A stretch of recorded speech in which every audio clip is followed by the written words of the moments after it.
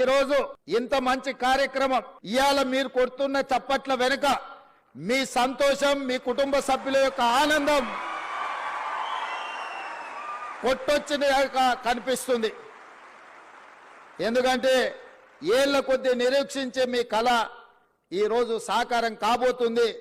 ఈ కళ సాకారం కాబోతున్న వేళ మీ ఆనందాన్ని చప్పట్ల ద్వారా వ్యక్తపరుస్తుందన్న సంగతి ఈ వేదిక మీద ఉన్న నాకు స్పష్టంగా అనిపిస్తుంది. మిత్రులారా, మీ అందరికీ నా సూచన ఒక్కటే, ఈ తెలంగాణ రాష్ట్రం ఆషామాషిగా రాలే. ఈ తెలంగాణ రాష్ట్రం మీలాంటి వేలాది లక్షలాది మంది విద్యార్థిని నిరుద్యోగ యువకులు ఉద్యమాలు చేసి వందలాది మంది పిల్లలు ఆత్మ బలిదానాలు చేసుకుంటే రాష్ట్రాన్ని తెచ్చుకున్నాం. ఆ రాష్ట్ర సాధనలో ఇంధనంగా పనిచేసిందే నిరుద్యోగ సమస్య.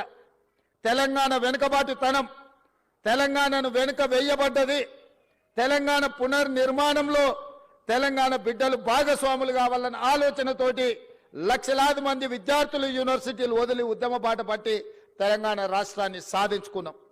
ఆ సాధించుకున్న తెలంగాణ రాష్ట్రంలో ఈరోజు తెలంగాణ భవిష్యత్తును తీర్చిదిద్దడానికి మీరందరూ ఈరోజు ప్రతిన చేయబోతున్నారు. ఈ తెలంగాణ నిర్మాణంలో మీరు భాగస్వాములు కాబోతున్నారు. ఇది బాధ్యత. ఇది బాధ్యతనే కాదు, ఇది ఒక భావోద్వేగం.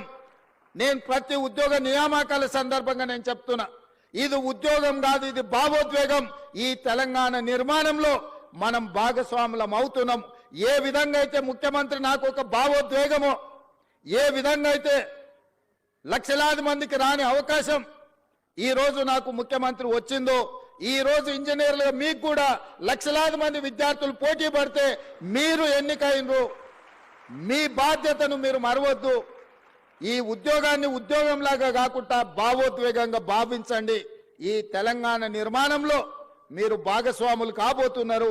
తెలంగాణ భవిష్యత్తు నిర్మాణంలో ఈ ఇంజనీర్లదే కీలకమైన బాధ్యత. పెద్దలు కోమటిరెడ్డి వెంకటరెడ్డి గారు చెప్పినట్టు మీరు బాధ్యతాయుతంగా వ్యవహరించండి. ఎవరిని ఆదర్శంగా తీసుకోవాలో మీ కళ్ళ ముందలో ఉన్నాయి. బాక్రానంగల్ డ్యాం నుంచి నాగార్జున సాగర్, శ్రీశైలం, శ్రీరామ్ సాగర్ వరకు పండిత్ జవహర్లాల్ నెహ్రూ గారి సమయంలో మొదటి ప్రధానమంత్రి కట్టిన ప్రాజెక్టులు ఎన్ని వర్షాలు, వరదలు, తుఫాన్లు, ఉప్పెనలు వచ్చినా నిటారుగా నిలబడి ఆ నాణ్యత అక్కడ కళ్ళ ముందు కనిపిస్తుంది. ఆ రోజు సాంకేతిక నైపుణ్యం లేదు, ఈ యంత్ర సామాగ్రి లేదు. మనుషులనే పెట్టి సంవత్సరాల కొద్దీ అక్కడ క్యాంపులేసి అక్కడ కూర్చొని నిర్మాణం చేసి ఇవాళ ఈ తెలంగాణను నిర్మించడం జరిగింది.